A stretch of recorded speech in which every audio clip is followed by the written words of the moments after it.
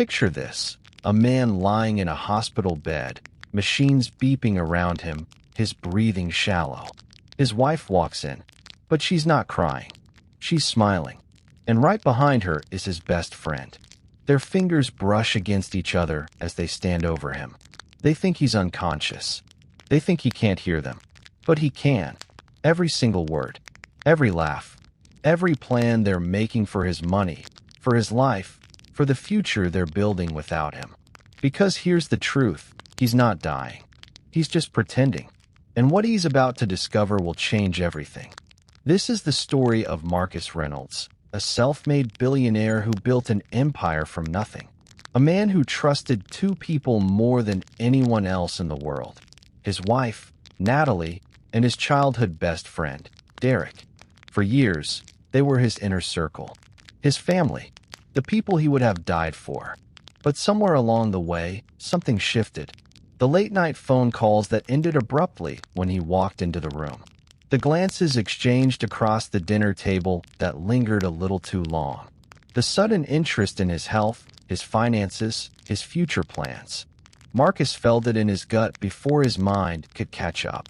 A quiet unease that wouldn't go away. So he asked himself 3 questions. When did love turn into betrayal? How deep does loyalty really go?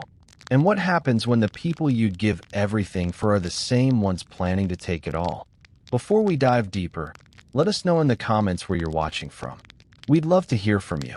And if you're new here, click on the subscribe button so you never miss any of our upcoming videos. Let's go back to where it all began.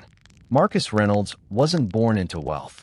He grew up in a small town in Ohio, the son of a factory worker and a school teacher. Money was tight. Opportunities were few. But Marcus had something most people don't: an unshakable belief that he could build something bigger than his circumstances. He worked 3 jobs to put himself through college, studied finance and business, and by the time he was 30, he'd started his own investment firm. 10 years later, he was a billionaire. But Marcus never forgot where he came from. He was generous, sometimes to a fault. He helped dozens of people climb out of poverty, funded scholarships, built community centers. And the 2 people he helped the most were Natalie and Derek. Natalie came from a similar background. She was beautiful, charming, and ambitious. They met at a charity gala when Marcus was just starting to make real money. She wasn't like the other women who suddenly appeared in his life when the zeros started adding up to his bank account. Natalie seemed genuine. She laughed at his jokes. She listened when he talked about his dreams. Within a year, they were married. For the first few years, it was good, really good. But as Marcus's empire grew, so did the distance between them. He was traveling constantly, closing deals, managing crises. Natalie stayed home, attending social events, building her own circle of wealthy friends. She started to feel like an accessory in his life rather than a partner. And somewhere in that loneliness, something inside her changed. Then there was Derek. Marcus and Derek had been best friends since they were kids. They played basketball together, got into trouble together, dreamed about escaping their small town together. When Marcus made it big, he didn't forget Derek. He gave him a job in his company, promoted him to executive vice president, made him wealthy beyond what either of them had imagined as teenagers shooting hoops in a cracked driveway. Derek was grateful at first, but gratitude has a way of curdling into something uglier when you're constantly standing in someone else's shadow. Derek watched Marcus buy penthouses, private jets, islands. He watched Natalie drape herself in diamonds. And even though Derek was rich by any standard, he wasn't Marcus rich. He wasn't Marcus successful. And slowly, quietly, jealousy took root. He started comparing himself to Marcus in ways that poisoned every interaction. And when Natalie started feeling neglected, Derek was there, listening, understanding, offering the attention Marcus no longer had time to give. What started as innocent conversations over coffee turned into something neither of them would admit out loud, at least not at first. But the truth was already there, waiting to surface. And Marcus, Despite all his brilliance in business, had no idea. He trusted them. Completely. That was his first mistake. Everything changed on a Tuesday morning in late September. Marcus woke up with chest pains. Sharp, stabbing pains that made it hard to breathe. He tried to brush it off, told himself it was stress, but Natalie insisted he see a doctor. So he did. The tests came back inconclusive, but the doctor's face was serious. There were irregularities, potential cardiac issues, maybe something worse. They needed more tests, more time. Marcus left the hospital in a daze. For the first time in his life, he felt vulnerable, mortal. He went home expecting comfort, expecting his wife to hold him and tell him everything would be okay. But when he walked through the door, Natalie barely looked up from her phone. She asked how it went, but her tone was flat, distracted. That night, she didn't sleep in their bed. She said she had a headache and needed space. Over the following days, Marcus noticed more. Natalie was distant, cold. She avoided eye contact. She left the room whenever he tried to talk about the medical results. And Derek, his best friend, started showing up at the house more often. Too often. He'd offer to help with business matters, suggesting Marcus should step back, take it easy, let Derek handle things for a while. Marcus should rest, Derek said. Focus on his health. Let other people carry the weight. It all sounded reasonable. Caring, even. But something about it felt wrong. One evening, Marcus came home early from a follow-up appointment. He walked into the living room and saw them, Natalie and Derek, sitting close on the couch. Too close. Derek's hand resting on her knee. They pulled apart the second they saw him, but the damage was done. Marcus felt it like a punch to the gut. He didn't say anything. He couldn't. Not yet. That night, lying in bed, Marcus couldn't sleep. His mind raced. He replayed every interaction, every strange conversation, every moment that hadn't felt right. And then it hit him. A terrifying, sickening realization. What if they were waiting for him to die? What if his illness, real or not, was the opportunity they'd been hoping for? He thought about his assets, his wealth, the life insurance policies. He thought about the prenuptial agreement Natalie had signed, but had been quietly trying to renegotiate for years. He thought about Derek's sudden interest in the inner workings of his company, the access he'd been granted to accounts, to legal documents. And Marcus realized something else, something that would change everything. If he wanted to know the truth, he couldn't confront them. Not yet. He had to let them think they were winning. He had to become the thing they were waiting for. A dying man. Comment, I'm still watching, if this story has pulled you in. Marcus made a decision that very night. He would fake his illness getting worse. He would become the man they wanted him to be, weak, fading, unaware. And in doing so, he would force the truth into the open. The next morning, he called his doctor privately. He explained his suspicions, as insane as they sounded. The doctor, a man Marcus had known for years, agreed to help. They staged the progression. Marcus started walking slower. His face grew paler. He began losing weight intentionally, skipping meals, exercising less. He played the part of a man whose body was betraying him. And Natalie and Derek noticed. At first, Natalie seemed concerned. She asked more questions, hovered a little. But Marcus could see through it now. It wasn't love in her eyes. It was calculation. She was measuring how much time was left, how soon she'd be free. Derek, on the other hand, became bolder. He started making suggestions about restructuring the company, about transferring certain assets into trusts, about preparing for the inevitable. He even brought up the idea of Marcus stepping down as CEO, letting Derek take over to ensure business continuity. Marcus agreed to everything. He signed papers Derek put in front of him without reading them fully, pretending his focus was slipping. He played confused, tired, defeated. And all the while, he was watching, listening, recording. Marcus had his head of security install hidden cameras throughout the house. Audio devices in the living room, the bedroom, even the car. He monitored their phones through a private investigator who specialized in digital forensics. And what he found shattered whatever hope he had left. The text messages between Natalie and Derek went back months. At first, they were harmless, complaining about Marcus's long work hours, sharing frustrations. But then they shifted, became intimate, affectionate, and eventually explicit. There were plans discussed, conversations about what life would look like after Marcus was gone. Natalie talked about selling the estate, moving to the coast, starting fresh. Derek talked about expanding the business under his control, making moves Marcus would never approve of. And then came the messages that made Marcus's blood run cold. Natalie had written, "If he dies, at least the money doesn't go to waste." Derek replied, "You deserve more than a sad widow's life." They weren't just betraying him. They were counting down the days. Marcus spent weeks pretending to deteriorate. He stopped going to the office entirely. He stayed in bed most days, letting his appearance grow gaunt and fragile. Natalie and Derek grew comfortable. They stopped hiding. One afternoon, Marcus heard them laughing in the next room while he lay in bed pretending to sleep. They were planning a trip together. To Europe. After the funeral, the rage Marcus felt was unlike anything he'd ever experienced. But he kept it buried. He had to, because the trap wasn't fully set yet. He needed them to believe they'd won. He needed them to show their hand completely. And so Marcus scheduled a meeting with his lawyer.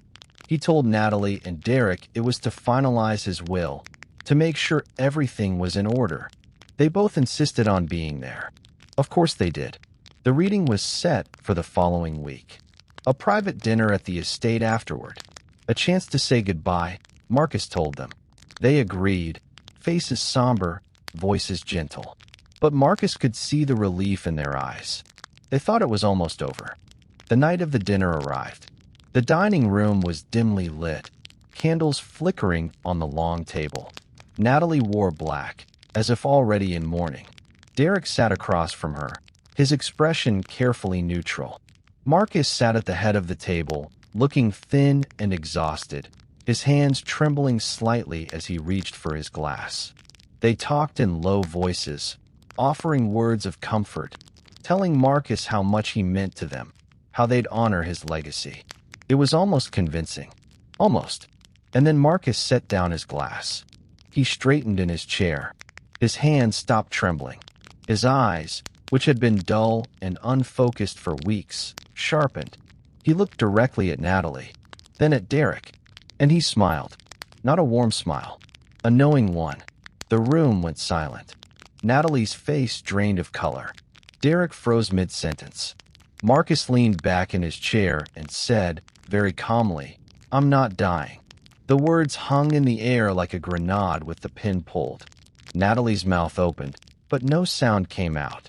Derek's eyes darted toward the door, as if calculating an escape. Marcus continued, his voice steady, almost conversational. "I never was. The doctors confirmed it weeks ago. Minor heart palpitations. Stress-related. Nothing life-threatening. But I let you both believe I was dying because I needed to know the truth. And now I do." He reached into his jacket pocket and pulled out a tablet. He placed it on the table and pressed play. The screen lit up with footage. Natalie and Derek, in the living room, their bodies pressed together. Audio recordings of their phone calls. Transcripts of their text messages. Plans to liquidate assets. Discussions about the will. The cold, calculated way they talked about his death, like it was a business transaction. Natalie's hands flew to her mouth. Derek stood abruptly, knocking his chair backward. "Marcus, let me explain." Marcus held up a hand. "Don't. There's nothing to explain. I heard everything. I saw everything. You didn't betray me in a moment of weakness. You planned this. You waited for me to die so you could take everything I built. Everything I gave you." Natalie started crying, but they weren't tears of remorse. They were tears of panic. She reached for Marcus's hand across the table, but he pulled away. "Please," she whispered. "It wasn't like that. We didn't mean—" "Yes, you did," Marcus said quietly. You meant every word. Derek tried a different approach. Anger. You think you're so perfect? You ignored her for years. You treated me like I was still that kid who needed your charity. Maybe we deserved. Marcus's voice cut through the room like a blade. You deserved nothing. I gave you everything. And you repaid me with lies. He stood, calm and composed, while they fell apart in front of him. I've already filed for divorce. The prenup stands. You'll get nothing, Natalie. And Derek, your employment is terminated. Your shares in the company are being bought out at market value, as per your contract. You'll both leave this house tonight. Security is waiting outside. Natalie sobbed. Derek stared at the floor, his fists clenched. Marcus walked toward the door, then paused. He turned back one last time. I would have forgiven almost anything. But not this. Not betrayal dressed up as love. The weeks that followed were painful, but in a different way. Marcus didn't feel destroyed. He felt free. He finalized the divorce quickly. Natalie tried to fight it, hiring lawyers, claiming emotional distress, but the evidence was overwhelming. She walked away with nothing but what she'd brought into the marriage. Derek disappeared quietly. No lawsuits. No public statements. He simply vanished from Marcus's life as if he'd never been there at all. Marcus restructured his company, promoted people who had been loyal, who had worked in the shadows without asking for recognition. He sold the estate where so much had unraveled and bought a smaller home on the coast. Something simpler. Something his. And then he did something unexpected. He started a foundation, not in his name, but in honor of the people who had stood by him when it mattered. The assistants who had covered for him during his fake illness. The security team who had helped him uncover the truth. The doctor who had believed him when the story sounded impossible. He funneled millions into programs that helped people rebuild after betrayal, after loss, after the kind of pain that leaves scars no one else can see. Marcus never remarried. He dated occasionally, but he was careful now, guarded. He'd learned the hard way that trust is a gift, not a given. But he wasn't bitter. That was the strangest part. He could have been consumed by anger, by the injustice of it all. But instead, he chose something else. He chose to see the betrayal for what it really was, a revelation. Not everyone who walks beside you is walking with you. Some people are just waiting for you to fall so they can take what's yours. And recognizing that isn't cynicism. It's wisdom. 6 months after the confrontation, Marcus sat on the deck of his new home, watching the sun set over the ocean. He thought about Natalie and Derek sometimes, but not with rage. With something closer to pity. They had traded integrity for money that was never theirs to take. They had lost themselves in greed. And in doing so, they had lost everything that actually mattered. Marcus had lost people, but he had kept himself. And that, he realized, was the only thing worth holding on to. So here's the question. If you were Marcus, what would you have done? Would you have tested them the way he did, playing dead to see who mourned and who celebrated? Or would you have walked away the moment you felt the shift, trusting your instincts without needing proof? How would you handle discovering that the two people you trusted most in the world were planning your downfall? Would you confront them publicly, privately, or simply disappear from their lives without a word? And here's the harder question. Do you think betrayal always reveals itself? Or are there people walking through life right now, surrounded by loyalty that's only a mask? Think about the Marcus Reynoldses of the world. The people who give everything, who trust deeply, who build others up. How many of them are lying in hospital beds right now, real or imagined, wondering if the people beside them are praying for recovery or counting inheritances? Comment below. Tell us where you're watching from and what you would have done in Marcus's position. And if this story made you feel something, if it made you think about the people in your own life, subscribe. Because we're going to keep telling stories like this. Stories that stay with you long after the screen goes dark. Stories about the best and worst of what it means to be human. Thank you for watching.